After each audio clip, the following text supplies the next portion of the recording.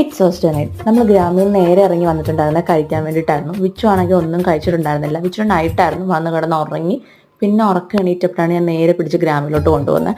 അതുകൊണ്ട് തന്നെ ഒന്നും കഴിച്ചിട്ടുണ്ടായിരുന്നില്ല. വിച്ചുവിന് ഭയങ്കരമായിട്ടും വിശക്കുണ്ടായിരുന്നു. രാവിലെയും കഴിച്ചിട്ടുണ്ടായിരുന്നില്ല, ഉച്ചയ്ക്കും കഴിച്ചിട്ടുള്ള, വൈകിട്ടും കഴിച്ചിട്ടുണ്ടായിരുന്നില്ല.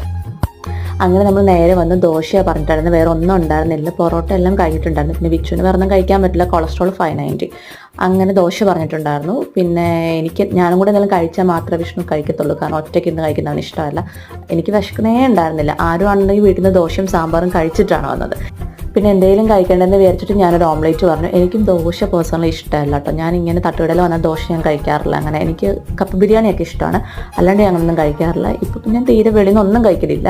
അങ്ങനെ ഒരു ഓംലേറ്റ് പറഞ്ഞിട്ടുണ്ടായിരുന്നു. പിന്നെ നമ്മൾ കഴിച്ചിട്ട് പതുക്കെ വീട്ടിലോട്ട് പോന്നു. അപ്പോൾ അത്രയുള്ള നമ്മുടെ കുട്ടി വീഡിയോ ഇഷ്ടപ്പെട്ടാൽ ലൈക്ക് ചെയ്യുക, ഷെയർ ചെയ്യുക, സബ്സ്ക്രൈബ് ചെയ്യുക. മറ്റൊരു വീട്ടിൽ കാണുന്നവരെ ബൈ.